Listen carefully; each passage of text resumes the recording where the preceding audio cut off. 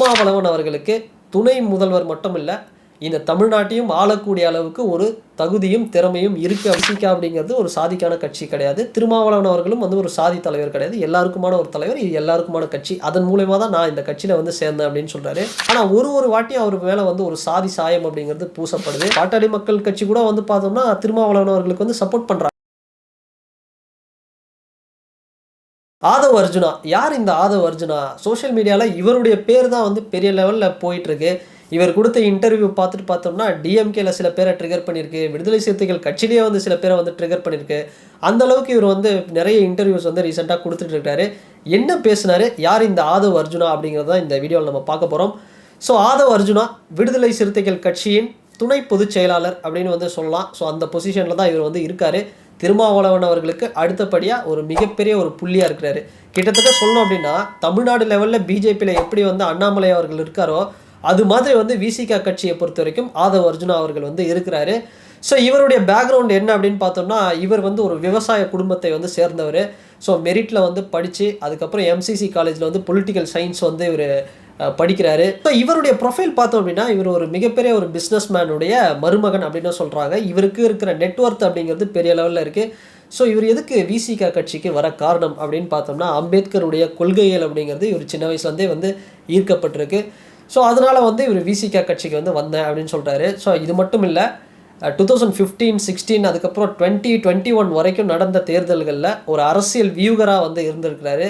So இப்போ நிறைய political ஸ்ட்ராட்டஜியும் பண்ணுறதும், நிறைய வந்து உள்ளுக்குள்ளே அரசியல் வியூகம் அமைக்கிறது, இது மாதிரியான விஷயங்கள்லாம் வந்து டிஎம்கே கட்சியில் வந்து ட்ராவல் பண்ணியிருக்கிறாரு. அதுக்கப்புறம் பார்த்தோம் அப்படின்னா ஒரு காலகட்டத்தில் 2021க்கு அப்புறம் கம்ப்ளீட்டாக வந்து விசிகேக்கு வராரு. இவருடைய பிளானிங் அப்படிங்கிறது எந்த லெவலில் மாநாடு பெரிய அளவில் நடந்தது அப்படிங்கிறது எல்லாருக்கும் தெரியும். ஸோ இவர் தான் இன்றைக்கி வந்து ஒரு பெரிய ஒரு புள்ளியாக இருக்கிறாரு விடுதலை சிறுத்தைகள் கட்சியை பொறுத்த வரைக்கும். ஸோ என்ன பேசுனார் அப்படின்னு பார்த்தோம்னா, இப்போ கண்டென்ட்டுக்கு வருவோம். இவர் சொன்ன விஷயம், அதாவது விடுதலை சிறுத்தையில் திருமாவளவன் அவர்கள் தமிழக அரசியலில் ஒரு 40 வருஷமாக ஒரு தலைவராக பயங்கரமாக வந்து இறங்கி களத்தில் வந்து போராடிட்டு இருக்கிறாரு. ஸோ அவர் வந்து ஒரு துணை முதல்வர் பதவிங்கிறது அவருக்கு வந்து கிடைக்கக்கூடாதா? ஸோ உதயநிதி ஸ்டாலின் அவர்கள் ஒரு ஆக்டராக இருக்கிறாரு, 4 வருஷம் நடிகராக இருந்தார். அவருக்கே துணை முதல்வர் பதவி கொடுக்கும்போது ஏன் விடுதலை சிறுத்தைகள் கட்சி தலைவர் வந்து திருமாவளவன் அவர்களுக்கு ஏன் வந்து துணை முதல்வர் பதவி கொடுக்கக்கூடாது அப்படிங்கிற மாதிரி சொன்னார். இந்த விஷயம் தான். ஸோ இந்த பேட்டி அப்படிங்கிறது ஜூனியர் விகடன், புதிய தலைமுறை, இது மாதிரியான பத்திரிகைகளுக்கெல்லாம் அவர் வந்து பேட்டி கொடுத்தாரு.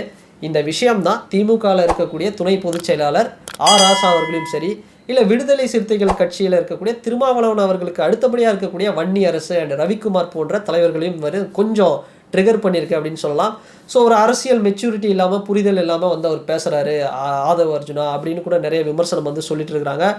ஸோ இவர் கேட்ட கேள்வி வந்து உண்மையாக பார்த்தோம் அப்படின்னா ஒரு நியாயமான ஒரு கேள்வி அப்படின்னே சொல்லலாம். ஏன்னா ரொம்ப காலமாக வந்து திருமாவளவன் அவர்கள் வந்து இருக்கிறாரு.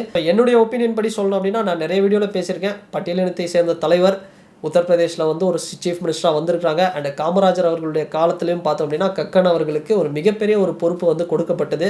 ஸோ அந்தளவுக்கு வந்து காலங்காலமாக பார்த்தோம்னா ஒரு பெரிய பொறுப்புகள்லாம் வந்து வந்திருக்காங்க. பட் தமிழ்நாட்டில் சமூக நீதி பேசக்கூடிய நம்ம களத்தில் வந்து பார்த்தோம் அப்படின்னா திருமாவளவன் போன்ற தலைவர்களுக்கு இன்னும் பெரிய அளவில் ஒரு பொசிஷன் அப்படிங்கிறது கிடைக்கல. ஸோ அது இவருடைய பேச்சு, ஆதவ் அர்ஜுனா அவர்களுடைய பேச்சு அப்படிங்கிறது நியாயம்தான். ஒன்று, விடுதலை சிறுத்தைகள் கட்சிக்கு ஒரு மிகப்பெரிய ஒரு இம்பார்ட்டன்ஸ் வந்து கொடுக்கணும்.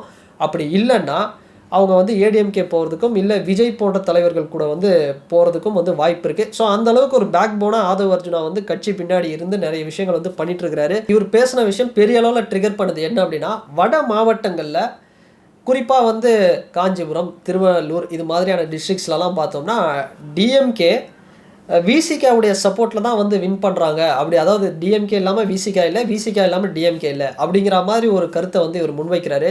இது என்ன சொல்ல வருது அப்படின்னா, நாங்கள் வந்து எந்த அலைன்ஸில் வேணால் போவோம். ஸோ டிஎம்கே எங்களுக்கு வந்து ஒரு கரெக்டான ஒரு இது தரலை, ஒரு பொசிஷன் வந்து தரலை அப்படின்னா நாங்கள் எந்த அலைன்ஸ் வேணால் போவோம் அப்படிங்கிற மாதிரி ஒரு வார்னிங் மாதிரி தான் வந்து இவர் சொல்லியிருக்கிறாரு. ஸோ இவர் பேசின இந்த விஷயங்கள்லாம் பார்த்தோம் அப்படின்னா உண்மையாக வந்து ஒரு பரபரப்பை வந்து கிரியேட் பண்ணுது. ஸோ வெயிட் பண்ணி பார்ப்போம். இந்த அக்டோபர் 2 விடுதலை சிறுத்தைகள் கட்சியின் மது ஒழிப்பு மாநாடு அப்படிங்கிறது பெரிய அளவில் நடக்கும்போது அந்த நிகழ்வில் இவர் என்ன பேச போகிறாரு ஆதவ் அர்ஜுனா, இல்லை இவர் பேசுனதுக்கு திருமாவளவன் அவர்கள் ஒரு எண்டு வைப்பாரா, இல்லை ஃப்யூச்சரில் வந்து எப்படி இந்த கட்சி பயணிக்க போகுது, இதெல்லாம் வந்து நம்ம வெயிட் பண்ணி தான் பார்க்கணும். கள்ளக்குறிச்சி இந்த சம்பவத்துக்கு அடுத்தபடியாக தான் இந்த ஒரு விஷயங்கள் திமுகவுக்கும் விசிகாவுக்குமான இந்த பிரிசல் அப்படிங்கிறது பெரிய லெவலில் வந்து போயிட்டுருக்கு. ஸோ இது இன்னும் பெரிய லெவலில் போல, பட் அவர் கேட்டது ஒரு நியாயமான விஷயம். ஸோ நானும் அதை தான் வந்து சொல்கிறேன். ஸோ நிச்சயமாக திருமாவளவன் அவர்களுக்கு துணை முதல்வர் மட்டும் இல்லை, இந்த தமிழ்நாட்டையும் ஆளக்கூடிய அளவுக்கு ஒரு தகுதியும் திறமையும் இருக்குது அப்படிங்கிற ஒரு விஷயத்தை வந்து இங்கே வந்து சொல்லிக்கிறேன். ஸோ அதுதான் சொல்லியிருந்தார் ஆதவ அர்ஜுனாவும். இது வந்து ஒரு சாதிக்கான கட்சி கிடையாது. பிசிகா அப்படிங்கிறது ஒரு சாதிக்கான கட்சி கிடையாது. திருமாவளவன் அவர்களும் வந்து ஒரு சாதி தலைவர் கிடையாது. எல்லாருக்குமான ஒரு தலைவர், இது எல்லாருக்குமான கட்சி. அதன் மூலயமா தான் நான் இந்த கட்சியில் வந்து சேர்ந்தேன் அப்படின்னு சொல்கிறாரு. ஸோ என்னுடைய கருத்தும் வந்து அதுதான். பிசிகா அப்படிங்கிறது ஒரு ஜாதி கட்சி கிடையாது. திருமாவளவன் அவர்கள் வந்து ஒரு சாதி தலைவரும் கிடையாது. அவர் வந்து ஒரு மெயின் ஸ்ட்ரீமில் வரணும்னு வந்து அவரும் ஏதோ முயற்சி பண்ணுறாரு. ஆனால் ஒரு வாட்டியும் அவர் மேலே வந்து ஒரு சாதி சாயம் அப்படிங்கிறது பூசப்படுது. ஸோ நிறைய கட்சிகள் இன்றைக்கி பார்த்தோம் அப்படின்னா பாட்டாளி மக்கள் கட்சி கூட வந்து பார்த்தோம்னா திருமாவளவன் அவர்களுக்கு வந்து சப்போர்ட் பண்ணுறாங்க. இந்த மது ஒழிப்பு இதுவாக இருக்கட்டும், இல்லை அவர் வந்து ஒரு முதல்வர் துணை முதல்வர் பொறுப்பு வந்து நாங்கள் கொடுக்க தயார் அப்படிங்கிற மாதிரி பாட்டாளி மக்கள் கட்சியிலையும் சொல்கிறாங்க.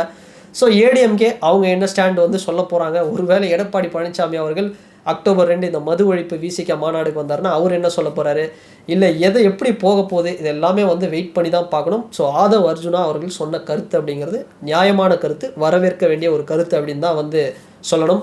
அண்ட் இந்த வீடியோ பற்றின உங்களுடைய கருத்துக்கள் என்ன அப்படிங்கிறத இந்த கமெண்ட் செக்ஷனில் பதிவிடுங்க. அண்ட் இந்த வீடியோ உங்களுக்கு பிடிச்சிருந்ததுன்னா லைக் பண்ணுங்கள், ஷேர் பண்ணுங்கள், கமெண்ட் பண்ணுங்கள், சப்ஸ்கிரைப் பண்ணுங்கள். அண்ட் வேறு ஒரு வீடியோவில் வேறு ஒரு கண்டென்ட்டில் நான் உங்களை பார்க்குறேன். பாய்.